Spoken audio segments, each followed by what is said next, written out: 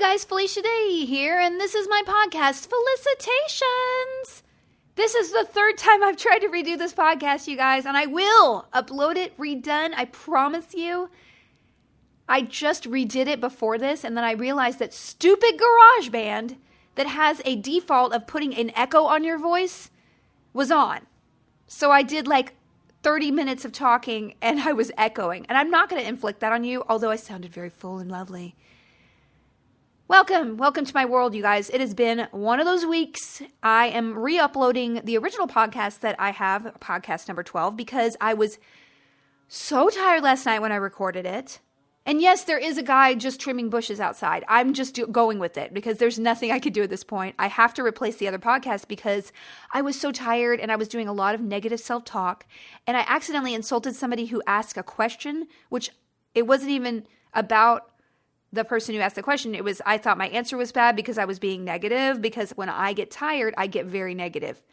And the good thing is that I realize this now, and I realize that, hey, when you're tired, you're going to get into a kind of a depressive thing, and you're going to think everything's bad, and you just need to go to sleep. Well, I didn't go to sleep. I felt obligated to do the podcast, and now you know what I'm doing, guys? I'm going to absolve myself of having to do the podcast on a schedule. I mean, it'll be sometime midweek. I will upload one, but if it's a question of I literally can't keep my eyes open and I need to talk, I'm just going to wait until the next day like I'm doing right now. It is midday right now. The bushes are very clean outside and I'm really awake. So I think we're going to have a better, maybe shorter podcast, but a better one right now that has no echo. Anywho, I have had a really bad week and I want to share why. And part of it is because of a baby. And I'm just going to have baby stories. It's going to be a good one because it involves plague and total body rashes. So I took Calliope to this place called the Discovery Cube weekend before last with a bunch of other women who I hang out with as far as a baby group. Trisha Hirschberger, America Young, Steph. Oh boy. I'm sorry, Steph. She has an amazing website and I'm going to plug it next time. Why am I blanking on your name? You and your baby are amazing. I'll plug you next time. Anyway, I've been meeting with them almost every month since our babies have been born because they're all around the same age, which is really cool. So we try to go do a fun thing, and we went to this place called the Discovery Cube, which is a science museum for kids, up to like 12 and 14 years old, but they have a lot of young kid exhibits. And it was amazing, you guys. It's really educational. They had dinosaurs and they had this thing where you stood in sort of a fog machine that made a tornado, and they had this thing where you could get in and experience 70 mile per hour winds.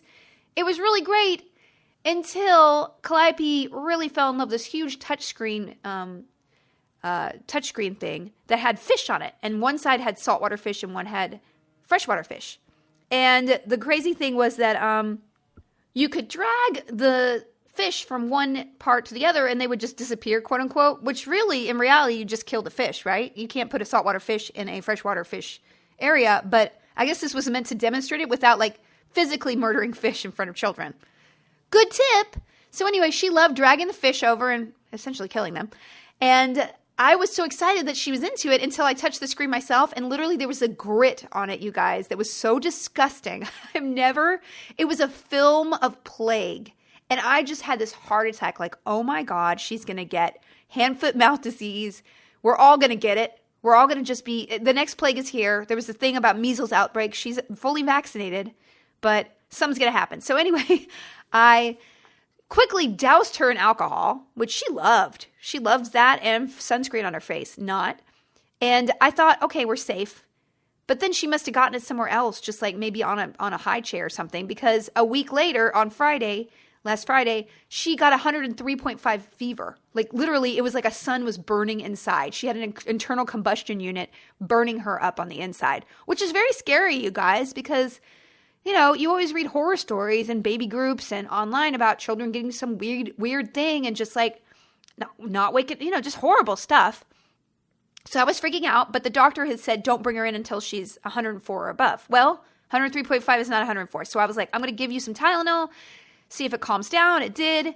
So then we go out to, so then 3 days of that, and I can't sleep because I'm picturing her literally melting like a wax baby in her in her bed in the other room. So I can't sleep. I'm waking up every hour checking the camera and going in and look to make sure she's, breathing. Because that's what you do when you're a paranoid person like me. So so I was convinced that something bad was going to happen. And then her fever broke, which was good because on Sunday I had to take a plane to San Jose to present at the Hugo Awards and then come back on a 6 a.m. flight the next day because I had to work. So in the middle of this craziness where I can't sleep, I'm not sleeping, I'm exhausted, I go up to the Hugos, which was amazing, you guys. It's such a great, as a segue, it's such a great award ceremony because they have a lot of fan awards too, like the fan cast and the fanzine and stuff. And it really felt like a place where creators and fans commingled and were celebrated together. And it really reminded me that we don't create for ourselves, or we shouldn't.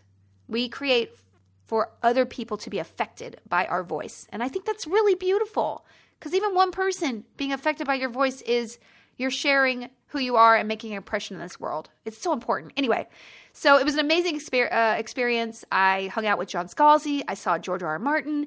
I fanned over N.K. Jemisin to the point where it was a little bit embarrassing. So I just talked about it on stage to make it funny. But it was a little, I was like, you're a goddess sent from above. And she was like, I love tabletop. I hung out with Veronica Belmont, who didn't win, but, she deserved to because I love her. And it was great. But then I had to get up at 4 a.m. and get on a plane and come home.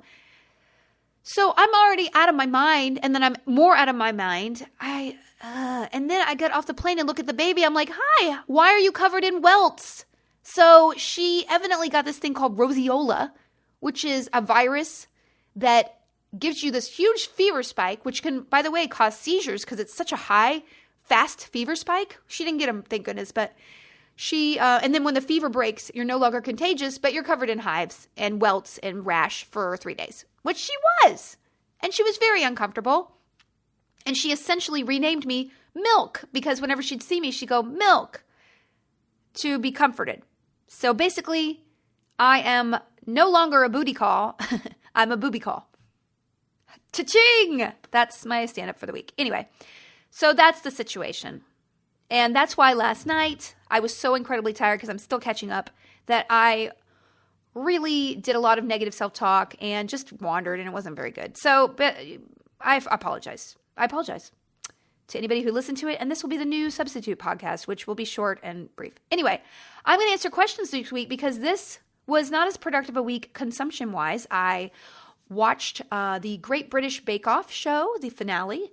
And I can't say anything about it because it's too soon. I don't want to spoil things. But I don't know about the person who won. I do. I see why they had him win. I kind of wish the other person had won. But then I was like, no, if he had won, I would have wanted the other person won. Anyway, I just kind of spoiled it for somebody, right? I'm sorry. Not really, right? Nobody's here to talk to. Who am I talking to? So I love that. That was really fun. And other than that, I did finish a book called Red Sister by Mark Lawrence, Book of the Ancestor, and it was really good, you guys. It was kind of this gritty fantasy series about nuns, kind of. It has like this young protagonist who's just a badass. She's so badass. I really enjoyed the book. I had read other Mark Lawrence books, and they're very like male-heavy, sort of gritty, edgy fantasy. And this was actually a really cool melding of women and men. And I don't know. I really enjoyed it. I hope they have more in the series. He writes more in the series. Probably is already out because this is from a while ago. I finally finished it. And otherwise, I got a new Kindle, which I can use in the bathtub, which literally changes my life. Not sponsored by, but it's so nice to just get in the bathtub and just be able to be like, oh, I'm sorry. I got water all over my screen. Doesn't matter. So it was a good belated birthday gift that I got, which was awesome. So that's it, man. That has been my week. And I will try to get an interview on the books for next week to talk about pitching TV because honestly, that's what I've been doing for the last 3 weeks. I know it's kind of repetitive and I don't have as much to draw upon to talk to you about, but it's so much work. And I put my heart and my soul into 3 of these projects I'm going out with as a producer and a writer and an actor and one of them, And it just takes a long time. Now people are like, oh yeah, it takes 3 years to get a TV show even sold. And I'm like, that's ridiculous. And I realize, oh, it does. And it's so weird to come to that kind of situation from the background of like, we got to shoot tomorrow and it got to go up at 7. And I don't know which one I like more, you guys. I haven't gotten to make the TV yet, so I don't know if I like that more. But certainly the process of making something and putting it up is really fun. And the process of not getting anything done is frustrating. But I'm working on a bunch of personal creative projects that are going to be out next year that I'm so excited about that I don't really have to take it personally that I'm not, if I'm not going to sell these things. It's a different career I'm trying, which I'm really happy about. The collapse of Twitter is really, this is a segue, but isn't it a little bit depressing, Twitter, lately? I don't know, man. I cut it out when I went to Hawaii, and I have to say that I was a lot happier being off Twitter. And I think back to the amount of abuse I put up with back in the 2014 sort of gaming, remember the gaming incidents back then? And even before then, like I would get so much hatred. And I think it was because I had a big platform, and the bigger the platform, the bigger the haters, the more number of haters. But I think back on what I went through and I put myself through, and I was like, boy, no wonder you had so many problems creating back then. You let so many bad voices into your ear, and there are already bad voices in your ear, especially when I get tired, that I don't know why we put ourselves through that. We give ourselves to these platforms for free so they can make billions of dollars on us, and then they don't protect us at all. It's like a little bit like child labor. Get in there. We're not, I don't know. I'm feeling very conflicted about it, and it's kind of maybe a generational thing that I feel resentful that I'm giving my creativity to someone who is going to abuse it or allowed us to be abused because they're a quote unquote agnostic platform. You're a business. If you were a coffee shop, you would be expected to jettison people who are hateful and loud and no pamphlets, right? You have the ability to say no solicitations inside this establishment. Why would you say that we don't need to police this platform at all? So I have a lot of really good friends who are quitting, and I'm definitely scaling back. I love to read my mentions, but if I don't have anything to say, I'm not going to get on there and say it. I really, really, really want to start this newsletter, this email newsletter, because I think I would be able to sort of like be able to express myself in a longer format way, but not really too long, and then give you guys all the links to the interesting stuff I found the week. So that is once I get back from working in Canada for a while next month, I'm going to get all this situated and have it done by the end of the year. Because I'm just looking for different ways to create community and just reach the people who want to hear my voice. And I don't know if Twitter is the place anymore. And Facebook is, you just can't reach the people who want to be reached. You get buried. So I would rather have 10,000 people on an email list and bother them once a month or something than, yell into a void of 1 million people and get 1,000 people that actually listen. It's, I think we could be seeing the collapse of social media in a weird way. So, I don't know. There's great things about it too, but it seems like, especially when the head of Twitter is like, we're too left-leaning and is apologizing to all these alt-right people, and then people get banned for like attacking him or attacking, the things people are getting banned about are just ridiculous. So it really feels like just a bad place that I want to hang out anymore, in a weird way. I'll be on there, but I'll see you guys if you talk to me there. But I'm only going to say something when I have something important to say, and I'm not going to read any more just bile. Okay, I'm going to answer some questions. Number 1, Jamie Langley asks, "Hi, love the podcast. Think it's awesome." Thanks, Jamie. Just wondering if MST3K will be back. My family and I loved it. Well, I can say that it will be out in the not too distant future. That's all I can say. I am really excited for this season. There's a good hook to it that you guys are going to love, and the episodes are amazing. Me and Patton had such a good time shooting, and the movies I can't say anything about, but they're awesome. We're going to be at Dragon Con. Joel and Jonah and me are going to be at Dragon Con, and we're going to be doing a couple of really fun things together. So please, if you are in Atlanta next weekend, oh my gosh, next weekend?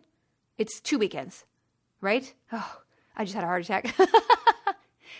I'm not bringing Calliope to Dragon Con because I got to go straight to Canada to work, and then if I put her on a 5-hour plane ride and go back and forth and then to Canada, I might just never make it. They'll just have to kind of prop me up and then CGI my mouth moving on camera. Yeah, I'm not even kidding. So I'm excited about Dragon Con, though, because it's my favorite con, you guys. It really is. It's run by fans, for fans. It's crazy. I won't be out late like I used to be until 2 or 3 a.m. looking at costumes, but I will have such a good time. It is definitely the place I feel most at home convention-wise.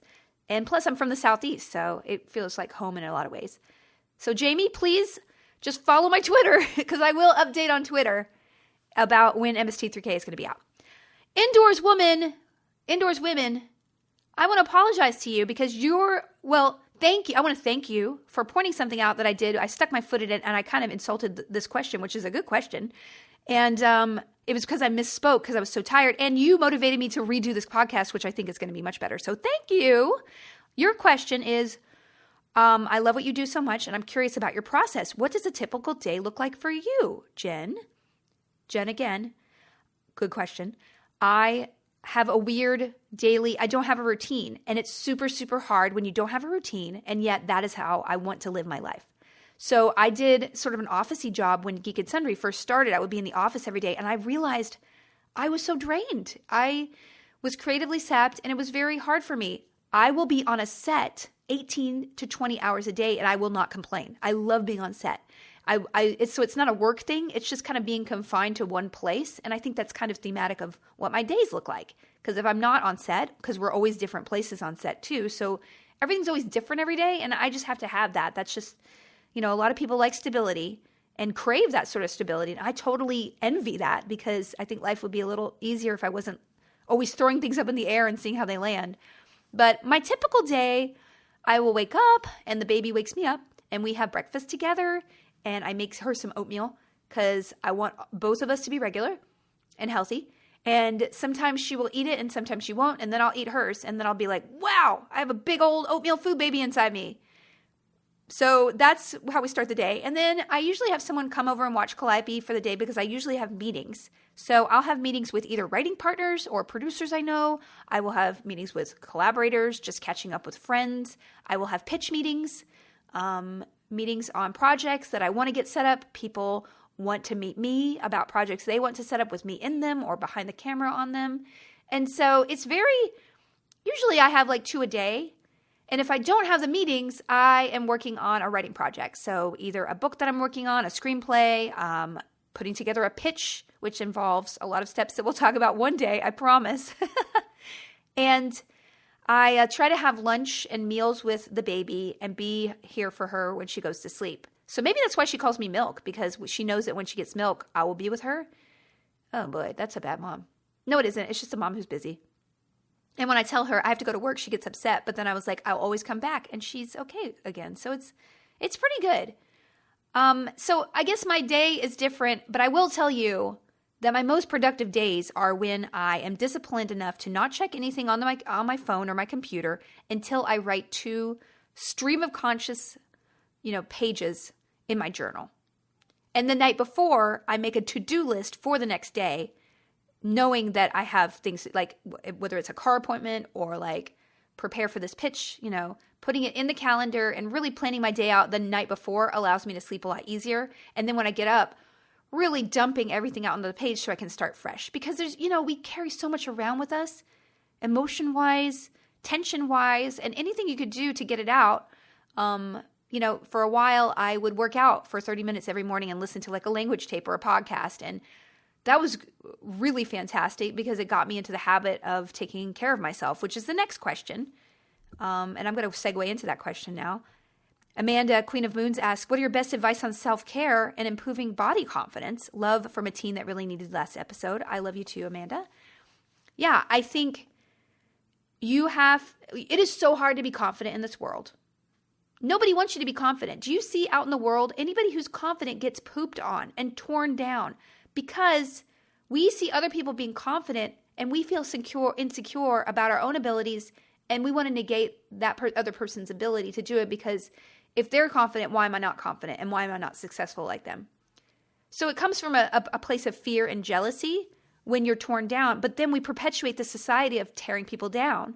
And so anybody who's like, I really love myself, you're going to make fun of that person, right? Or you're going to wince or do any number of things that kind of push back against that feeling of like, I accept myself exactly the way I am. And that's really sad to have that be sort of a considered, an aberration or something that's arrogant to love who you are and love the way you are. And I've struggled with it my whole life. I mean, I talked about this in the other podcast, if you listen to it, that I have had negative self-talk my whole life. The way my face is, my weight. I've never weighed what I've weighed on my driver's license. And yet I use that as a metric to be like, why aren't you that weight? Well, I made it up. Last time I was 113 pounds was when I was 13, okay? So we have these crazy things that we impose on ourselves and we don't even do them for ourselves. So first of all, I would look at what your negative self-talk is and maybe even write it down and be like, who's saying this? Is this because of other people's standard or my own standard? How am I going to be happiest? And how can I accept myself for myself? And really start from that place. And if you still, at that point, don't like the way you look or feel good, because that really is, it's all about feeling. Look at the beautiful array of famous people who are incredibly talented and beautiful that we have out there. They all are different sizes. They have different faces. Sarah Jessica Parker is not like the most traditionally beautiful person, and yet she glows with confidence and love, and she's gorgeous. So really, it's about inner self-confidence. Inner sense confidence gives you beauty, and that's about being confident in yourself. So I would start from there. Beauty is confidence and faith in yourself. So how can you get that? Well, if it's a physical thing, figure out a way to express joy when you move your body. Maybe it's not just grinding on a treadmill or running or something. Maybe it's taking like a karate class or doing Samba with a friend or, even if you don't have money, look at a YouTube video. There's plenty of places that you can get a skill at the same time as moving your body. And I think that's really important. I am most enriched and enjoy, and I create joy in my life is when I'm doing dance. Even if it's dance moves, my body is familiar enough that I've had so much joy dancing over the years that when I even do like a dance move that exercises my butt in a way that reminds me of an arabesque in ballet, I feel joy inside my heart. And I feel like, oh, I did what I needed to do to take care of myself. So that's my best advice, that you got to have to work on yourself to find your benchmark. And when you have that, you will be confident like, oh, that's where I want to get for myself, not for other people. And when you get there, because you can, I promise you can, you'll be happy there outside of all these other places who are telling you, no, you should be here. Like Cosmo saying you should have this kind of nose or this kind of, body. It's all arbitrary, you guys. So I know it's not easy, and I'm not saying it's easy because I struggle with it a lot. But whenever I come back to like, what is the worst that could happen if I just love who I am right now? Well, not much. What, I'm going to go through life being happier with myself? It's not fooling myself if I'm happy. I'm spending the time being happy. So that's my best advice. Amanda, thank you for that question. And also thank you, Indoors Women. I really appreciate it. I appreciate the opportunity to give you guys advice that I have to remind myself of all the time. And honestly, that's really something also to realize. Like, we don't need to be we're not flawed if our baseline isn't happy all the time. We are supposed to be tumultuous waters. That is our job in life, to sometimes suffer through bad things because we're going to come out in the end.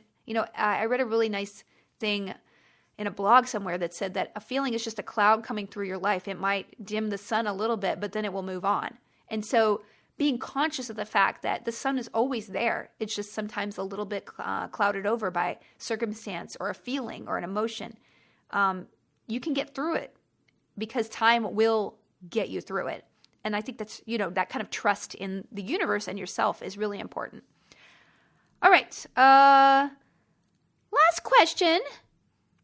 I have a couple other good questions you guys have asked, and I'm going to save them for next week. Zubo, hey Zubo, is on the Discord chat channel that you can get access to if you are a Twitch subscriber. It is a one-time $5 fee. If you subscribe on Twitch, then you get access to the Discord. Lots of awesome people are talking about board games and video games and everything there. Come over.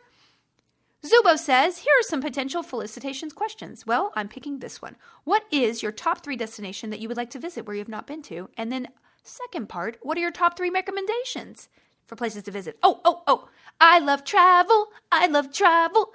I don't know if I told you guys this, but this podcast was supposed to be a travel podcast about a comprehensive guide to some place I haven't been to because my baby won't let me go there.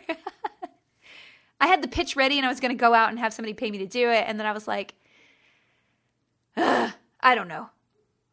Then I was like, I don't know if I have enough time to research it properly because I'm a perfectionist. I'm going to do something. I want to do it awesome. So I don't know. Maybe one day I'll do that podcast. Anyway, my top 3 recommendations are Barcelona, Spain. Naturally, you guys have heard me. I'm a fanatic for Spain. 2, Chiang Mai, Thailand, which is incredible. They have animal sanctuaries there, elephant sanctuaries. It's just such a bucolic, awesome place. Lots of expats there, but also just this amazing Thai culture, friendliness, gorgeous mountains ring it, amazing food, $2 foot massages, my favorite. And then I guess Belize. Placencia, Belize is one of my favorites. It's a sleepy little town on the tip of a peninsula in Belize. And it is just so beautiful and very laid back and just, I don't know, I'm sure global warming will just swallow it up. But for now, it's really nice. And then the 3 places I'd love to visit are Tokyo. Why has someone not flown me to Tokyo for some reason? Hello, Tokyo Gamescom. I almost got a job there one time and then they were like, peace out. And I'm like, no. Tokyo and Kyoto. I really, really, really would like to go to Carcassonne, Carcassonne, France, because not only of the game, but also the history of Carcassonne is fascinating because it was kind of its own country, not part of France for a very long time, and it was the heart of the troubadour culture. And in fact, it was the home to one of the only female troubadours. And I am fascinated with that kind of history because I was going to do a project on troubadours at one point, and it's still something I would love to revisit. And I want I could do a research trip there and just research, quote unquote, France. And I've never been out of Paris, so being outside of France would be awesome, but just seeing the amazing history that's there would be really amazing.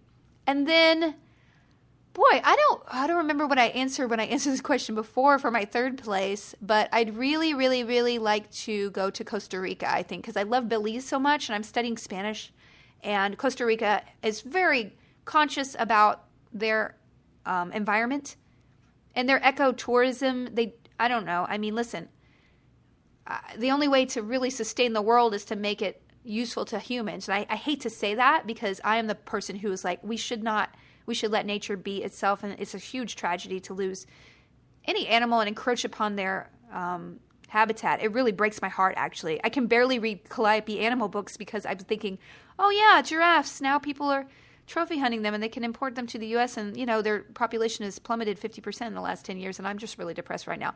There is a mouse.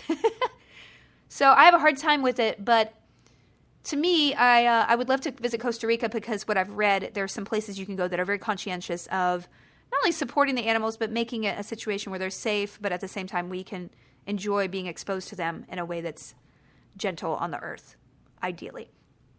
All right, you guys. Well, that is the podcast. That's the Redo podcast. And I want to thank you. If you listened to the last podcast, I apologize for my just being draggy. And I will not upload another podcast like that. I think, I arbitrarily give myself deadlines sometimes. And I'm like, why rush? You're doing this for fun. So do it because you love it. And I want to make sure that I have something to talk about when I talk to you guys. So please go to SoundCloud.com, follow me, subscribe on iTunes, and I will be back next week. Thank you very much. See you guys later. Bye.